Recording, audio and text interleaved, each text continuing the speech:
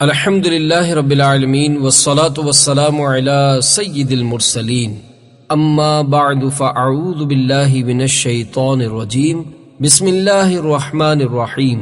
کباب سموسے کے نقصانات۔ درود شریف کی فضیلت۔ اللہ عز و جل کے محبوب دانائے غیوب منزہ عن العیوب صلی اللہ تعالی علیہ وآلہ وسلم کا فرمان رحمت نشان ہے، جس نے یہ کہا جزا اللہ عنا محمدا ما ہوا اہلو۔ 70 فرشتے 1000 دن تک اس کے لیے نیکیاں لکھتے رہیں گے۔ صلو علی الحبیب صلی اللہ تعالی علی محمد۔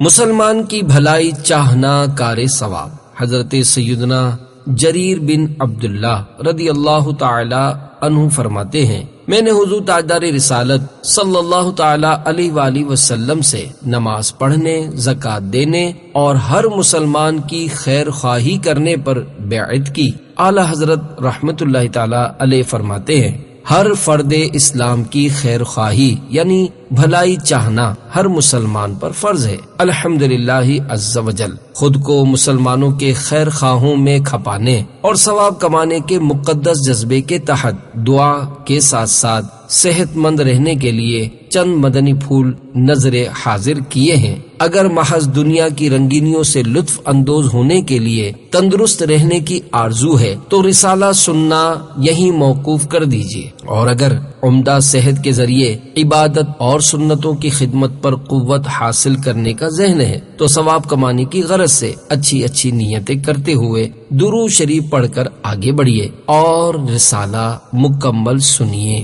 صلو علی الحبیب صلی اللہ تعالی علی محمد۔ اللہ رب العزت عز و جل میری، آپ کی، جملہ اہل خاندان اور ساری امت کی مغفرت فرمائے، ہمیں صحت و عافیت کے ساتھ اور دعوت اسلامی کے مدنی ماحول میں رہتے ہوئے اسلام کی خدمت پر استقامت عنایت فرمائے۔ اللہ عز و جل ہماری جسمانی بیماریاں دور کر کے ہمیں بیمار مدینہ بنائے، آمین بجاہ النبی الامین صلی اللہ تعالی علیہ وآلہ وسلم۔ کباب سموسے کھانے والے متوجہ ہوں، بازار اور دعوتوں کے چٹپٹے کباب سموسے کھانے والے توجہ فرمائیں۔ کباب سموسے بیچنے والے عموماً قیمہ دھوتے نہیں ہیں، ان کے بقول قیمہ دھو کر ڈالیں تو کباب سموسے کا ذائقہ متاثر ہوتا ہے۔ بازاری قیمے میں بعض اوقات کیا کیا ہوتا ہے یہ بھی سن لیجئے۔ گائے کی اوجڑی کا چھلکا اتار کر اس کی بٹ میں تلی بلکہ معاذ اللہ عز و جل کبھی تو جمع ہوا خون ڈال کر مشین میں پیستے ہیں۔ اس طرح سفید بٹ کے قیمے کا رنگ گوشت کی مانند گلابی ہو جاتا اور وہ دھوکے سے گوشت کے قیمے میں کھپا دیا جاتا ہے۔ بسا اوقات کباب سموسے والے حسب ضرورت ادرک، لہسن وغیرہ بھی اسی قیمے کے ساتھ ہی پسوا لیتے ہیں۔ اب اس قیمے کے دھونے کا سوال ہی پیدا نہیں ہوتا، اسی قیمے میں مرچ مسالہ ڈال کر بھون کر اس کے کباب سموسے بنا کر فروخت کرتے ہیں۔ ہوٹلوں میں بھی اسی طرح کے قیمے کے سالن کا اندیشہ رہتا ہے۔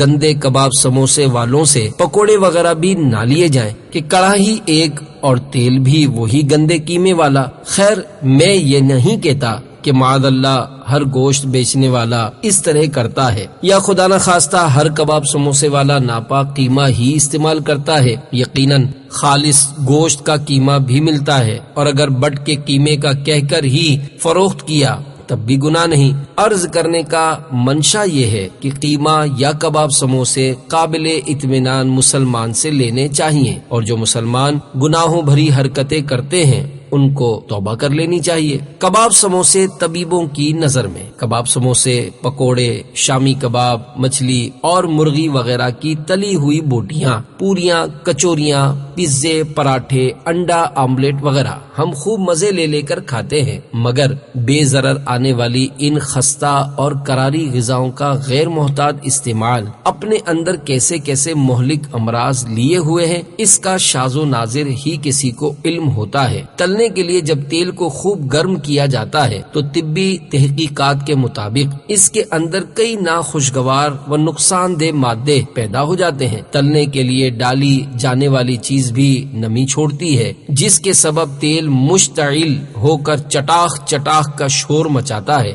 جو کہ اس کے کیمیائی اجزاء کی توڑ پھوڑ کی علامت ہے، اور اس کے سبب غذائی اجزاء اور وٹامنز تباہ ہو جاتے ہیں۔ یا رب لذات نفسانی سے بچا کہ 19 حروف کی نسبت سے تلی ہوئی چیزوں سے ہونے والی 19 بیماریوں کی نشاندہی۔ نمبر 1، بدن کا وزن بڑھتا ہے۔ نمبر 2، آنتوں کی دیواروں کو نقصان پہنچتا ہے۔ نمبر 3، اجابت یعنی پیٹ کی صفائی میں گڑبڑ پیدا ہوتی ہے۔ نمبر 4، پیٹ کا درد۔ نمبر 5، متلی۔ نمبر 6، قے یا۔ نمبر 7، اسہال یعنی پانی جیسے دست ہو سکتے ہیں۔ نمبر 8، چربی کے مقابلے میں تلی ہوئی چیزوں کا استعمال زیادہ تیزی کے ساتھ خون میں نقصان دہ کولیسٹرول یعنی LDL بناتا ہے۔ نمبر 9، مفید کولیسٹرول یعنی HDL میں کمی آتی ہے۔ نمبر 10، خون میں لوتھڑے یعنی جمی ہوئی ٹکڑیاں بنتی ہیں۔ نمبر 11، ہاضمہ خراب ہوتا ہے۔ نمبر 12، گیس ہوتی ہے۔ نمبر 13، زیادہ گرم کردہ تیل میں ایک زہریلا مادہ ایکرولین پیدا ہو جاتا ہے، جو کہ آنتوں میں خراش پیدا کرتا ہے، بلکہ معاذ اللہ عز وجل۔ نمبر 14، کینسر کا سبب بھی بن سکتا ہے۔ نمبر 15، تیل کو زیادہ دیر تک گرم کرنے اور اس میں چیزیں تلنے کے عمل سے اس میں ایک اور خطرناک زہریلا مادہ فری ریڈیکلز پیدا ہو جاتا ہے، جو کہ دل کے امراض۔ Number 16، cancer. نمبر 17، جوڑوں میں سوزش۔ نمبر 18، دماغ کے امراض، اور نمبر 19، جلد بڑھاپا لانے کا سبب بنتا ہے۔ فری ریڈیکلز نامی خطرناک زہریلا مادہ پیدا کرنے والے مزید اور بھی عوامل ہیں، مثلا تمباکو نوشی، ہوا کی آلودگی، جیسا کہ آج کل گھروں میں ہر وقت کمرہ بند رکھا جاتا ہے، نہ دھوپ آنے دی جاتی ہے نہ تازہ ہوا، کار کا دھواں، X ray, microwave oven, TV اور کمپیوٹر کی اسکرین کی شعاعیں، فضائی سفر کی تابکاری یعنی ہوائی جہاز کا شعاعیں پھینکنے کا عمل۔ خطرناک زہر کا توڑ۔ اللہ عز و جل نے اس خطرناک زہر یعنی فری ریڈیکلز کا توڑ بھی پیدا فرمایا ہے، چنانچہ جن سبزیوں اور پھلوں کا رنگ سبز، زرد یا نارنجی یعنی سرخی مائل زرد ہوتا ہے، یہ اس خطرناک زہر کو تباہ کر دیتے ہیں۔ اس طرح کے پھلوں اور سبزیوں کا رنگ جس قدر گہرا ہوگا، ان میں وٹامنز اور معدنی اجزاء کی مقدار بھی زیادہ ہوتی ہے، اور اس کا زہر کا زیادہ قوت کے ساتھ توڑ کرتے ہیں۔ صلو علی الحبیب صلی اللہ تعالی علی محمد۔ تلی ہوئی چیزوں کا نقصان کم کرنے کا طریقہ۔ 2 باتوں پر عمل کرنے سے تلی ہوئی چیزوں کے نقصانات میں کمی آ سکتی ہے۔ نمبر 1، کباب، سموسے، پکوڑے، انڈا آملیٹ، مچھلی وغیرہ تلنے کے لیے جو کڑھائی یا فرائی پین استعمال کیا جائے وہ نان اسٹک ہو۔ نمبر 2، تلنے کے بعد ایک ایک چیز کو بے خوشبو ٹشو پیپر میں اچھی طرح لپیٹ لیا جائے تاکہ کچھ نہ کچھ تیل جذب ہو جائے۔ بچا ہوا تیل دوبارہ استعمال کرنے کا طریقہ۔ ماہرین کا کہنا ہے کہ ایک بار تلنے کے لیے استعمال کرنے کے بعد تیل کو دوبارہ گرم نہ کیا جائے۔ اگر دوبارہ استعمال کرنا ہو تو اس کا طریقہ یہ ہے کہ اس کو چھان کر ریفریجریٹر میں رکھ دیا جائے، بغیر چھانے فریج میں نہ رکھا جائے۔ فن طب یقینی نہیں۔ تلی ہوئی چیزوں کے نقصانات کے تعلق سے میں نے جو کچھ عرض کیا وہ میری اپنی نہیں، طبیبوں کی تحقیق ہے۔ یہ اصول یاد رکھنے کے قابل ہے کہ فن طب سارے کا سارا ظنی ہے، یقینی نہیں۔ یا رب مصطفیٰ ہمیں مدینۃ المنورہ کی نعمتیں نصیب فرما کہ 41 حروف کی نسبت سے غذاؤں کے بارے میں 41 مدنی پھول۔ نمبر 1، چاکلیٹ اور مٹھائیاں زیادہ کھانے سے دانت خراب ہو جاتے ہیں، کیونکہ چینی کے ذرات دانتوں پر چپک کر مخصوص جراثیم کی افزائش کا سبب بنتے ہیں۔ نمبر 2، بچے چاکلیٹ کے شیدائی ہوتے ہیں، ان کو بچانا ضروری ہے۔ چاکلیٹ یا اس کی پنی پر چند مرتبہ کوئی کڑوی چیز یا مرچیں وغیرہ لگا دی جائیں، جس سے ان کو چاکلیٹ سے دلچسپی ختم ہو جائے۔ نمبر 3، پروسیس کردہ ٹن پیک غذاؤں کو محفوظ کرنے کے لیے سوڈیم نائٹریٹ نامی کیمیکل ڈالا جاتا ہے۔ اس کا مسلسل استعمال سرطان کی گانٹھ یعنی کینسر ٹیومر بناتا ہے۔ نمبر 4، آئس کریم کے ایک کپ یعنی 210 ملی لیٹر میں 84 ملی گرام کولیسٹرول ہوتا ہے۔ نمبر 5، 250 گرام کی بوتل یعنی کولڈ ڈرنک میں تقریباً 7 چمچ چینی ہوتی ہے۔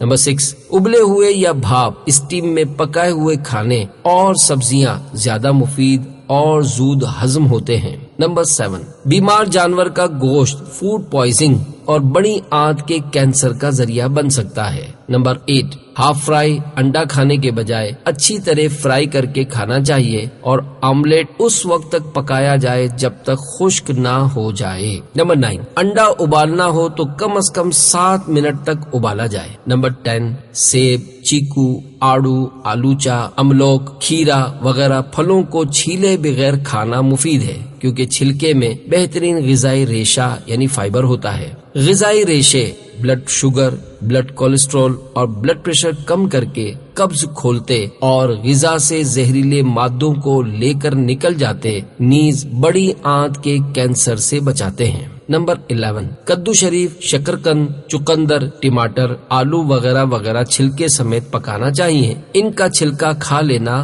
مفید ہے۔ نمبر 12، کالے چنوں کا استعمال صحت کے لیے مفید ہے، ابلے ہوئے ہوں یا بھنے ہوئے ان کے چھلکے بھی کھا لینے چاہیے۔ نمبر 13، ایک ہی وقت میں مچھلی اور دودھ کا استعمال نقصان دہ ہے۔ نمبر 14، اینٹی بایوٹک دوا استعمال کرنے کے بعد دہی کھا لینا چاہیے، جو ضروری بیکٹیریا ختم ہو جاتے ہیں وہ دہی کھانے سے بحال ہو جاتے ہیں۔ ہر علاج تجربے کار طبیب کے مشورے کے مطابق کرنا چاہیے۔ نمبر 15، کھانے کے فوراً بعد چائے یا ٹھنڈی بوتل پینا نظام انہضام کو متاثر کرتا ہے، اس سے بد ہضمی اور گیس کی شکایت ہو سکتی ہے۔ کھانا کھانے کے تقریباً 2 گھنٹے کے بعد 1-2 گلاس پانی پی لینا مفید ہے۔ نمبر 16، چاول کھانے کے فوراً بعد پانی پینے سے کھانسی ہو سکتی ہے۔ نمبر 17، گودے والے پھل مثلاً پپیتا، امرود، کیلا وغیرہ اور رس والے پھل مثلاً موسمبی، سنترا وغیرہ ایک ساتھ نہیں کھانے چاہیے۔ نمبر 18، پھلوں کے ساتھ چینی یا مٹھائی کا استعمال نقصان کرتا ہے۔ مختلف پھلوں کی ٹکڑیاں کر کے چاٹ مسالہ ڈالنے میں حرج نہیں، مگر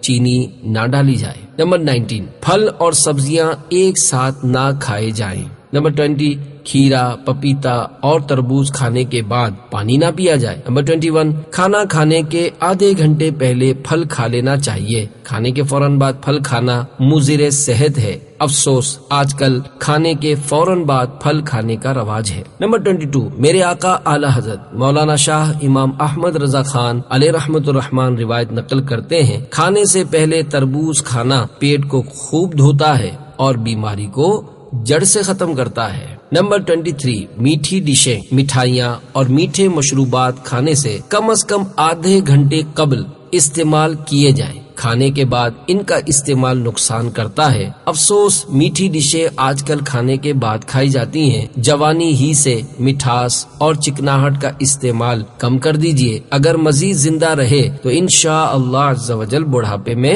سہولت رہے گی۔ نمبر 24، ابلی ہوئی سبزی کھانا بہت مفید ہے اور یہ جلدی ہضم ہوتی ہے۔ نمبر 25، سبزی اسی وقت کاٹی جائے جب پکانی ہو۔ پہلے سے کاٹ کر رکھ دینے سے اس کی قوت بخش اجزاء رفتہ رفتہ ضائع ہو جاتے ہیں۔ نمبر 26، تازہ سبزیاں وٹامنز، نمکیات اور معدنیات وغیرہ کے اہم عناصر سے لبریز ہوتی ہیں، مگر جتنی دیر تک رکھی رہیں گی اتنے ہی ان کے وٹامنز اور مقوی اجزاء ضائع ہوتے چلے جائیں گے۔ لہذا بہتر یہی ہے کہ جس دن کھانا ہو اسی دن تازہ سبزیاں خریدیں۔ نمبر 27، سبزیاں پکانے میں پانی کم سے کم ڈالنا چاہیے کیونکہ پانی سبزیوں کی حیات بخش اجزاء وٹامنز کھینچ لینے کی صلاحیت رکھتا ہے۔ نمبر 28، سبزیاں مثلاً آلو، شکرقند، گاجر، چقندر وغیرہ ابالنے کے بعد بچا ہوا پانی ہرگز پھینکا نہ جائے، اس کو استعمال کر لینا فائدے مند ہے کیونکہ اس میں ترکاریوں کے مقوی اجزاء شامل ہوتے ہیں۔ نمبر 29، سبزیاں زیادہ سے زیادہ 19 منٹ میں ابال لینی چاہیے۔ ان میں بھی بالخصوص سبز رنگ کی ترکاریاں تو 10 منٹ کے اندر اندر چولہے سے اتار لی جائیں۔ نمبر 30، زیادہ دیر پکانے سے سبزیوں کے حیات بخش اجزاء یعنی وٹامن ضائع ہونے شروع ہو جاتے ہیں۔ بالخصوص وٹامن سی کافی نازک ہوتا ہے، اس لیے زیادہ دیر پکانے سے یہ بالکل ختم ہو جاتا ہے۔ نمبر 31، ترکاری یا کسی قسم کی غذا پکاتے وقت آگ درمیانی ہونی چاہیے، اس سے غذا اندر تک اچھی طرح پک جائے گی اور لذیذ بھی ہوگی۔ نمبر 32، چولہے سے اتارنے کے بعد ढक्कन بند رکھنا چاہیے. اس طرح بھاپ کا اندر رہنا پکنے کے عمل کے لیے مفید ہے. نمبر 33 کچی یا پکی سبزیاں فریج میں رکھی جا سکتی ہیں. نمبر 34 لیمو کی بہترین قسم وہ ہے جس کا رس رقیق یعنی پتلا اور چھلکا ایک دم پتلا ہو. عام طور پر اسے کاغذی لیمو کہتے ہیں. لیمو کو آم کی طرح گھولنے کے بعد چوڑائی میں کاٹنا چاہیے. اس کے کم از کم 4 اور اگر ذرا بڑا ہو تو 8 ٹکڑے کر لیجئے. اس طرح نچوڑنے میں آسانی رہے گی. لیمو کا ٹکڑا اس قدر نچوڑیں کہ سارا رس نچڑ جائے یعنی ایک قطرہ بھی باقی نہ رہے. ادھورا نچوڑ کر پھینک دینا اسراف ہو سکتا ہے. نمبر 35 فریج سے نکال کر ٹھنڈا لیمو باورچی خانے میں چولہے کے پاس رکھ دیجئے یا گرم پانی میں ڈال دیجئے. کاٹ کر گرم چاولوں کے پتیلے میں بھی رکھا جا سکتا ہے. اس طرح نرم ہو جائے گا اور رس بآسانی نکل آئے گا. نمبر 36 کچی سبزیاں اور سلاد کھانا مفید ہے کہ یہ وٹامن سے بھرپور، صحت بخش اور قبض کشا ہوتی ہے. سائنسی تحقیق کے مطابق پکانے سے اکثر غذائیت ضائع ہو جاتی ہے. نمبر 37 تازہ سبزی کا استعمال زیادہ مفید ہوتا ہے. باسی سبزیاں نقصان کرتی اور پیٹ میں گیس بھرتی ہیں. ہاں آلو، پیاز، لہسن وغیرہ تھوڑے دن رکھنے میں حرج نہیں. نمبر 38 سبزی، پھل اور اناج میں موجود غذائیت کا حارث یعنی محافظ اس کا چھلکا ہوتا ہے. لہذا ان میں سے جو چیز چھلکے کے ساتھ بآسانی کھائی جا سکتی ہے اس کا چھلکا نہیں اتارنا چاہیے. جس کا چھلکا سخت ہوتا ہے اور نہیں کھایا جاتا اس کی بھی صرف ہلکی سی تہ وہ بھی آہستہ آہستہ اتارنی چاہیے. چھلکا جس قدر موٹا اتاریں گے اتنے ہی وٹامنز اور قوت بخش اجزاء ضائع ہوں گے. نمبر 39 پالش کیے ہوئے گندم، چاول اور دالوں کا آج کل استعمال عام ہے. آٹا بھی پالش کیے ہوئے گندم ہی کا ملتا ہے. پالش کی وجہ سے اناج کا غذائی ریشہ اور اس کی اوپری تہ جو وٹامن سے بھرپور ہوتی ہے برباد ہو جاتی ہے. نمبر 40 موسمبی، سنگترا وغیرہ کا موٹا چھلکا اتارنے کے بعد بچی ہوئی باریک جھلی کھا لیجیے. نمبر 41 حضرت مولا کائنات علی المرتضی شیر خدا کرم اللہ تعالی وجہہ الکریم فرماتے ہیں انار کے دانے اس کی جھلی جو دانوں میں لپٹی ہوتی ہے کے ساتھ کھاؤ کیونکہ اس سے معدے کی صفائی ہوتی ہے. کھانے کی احتیاطوں کی نرالی معلومات کے لیے فیضان سنت کا باب پیٹ کا قفل مدینہ پڑھ لیجیے. صلو علی الحبیب صلی اللہ تعالی علی محمد.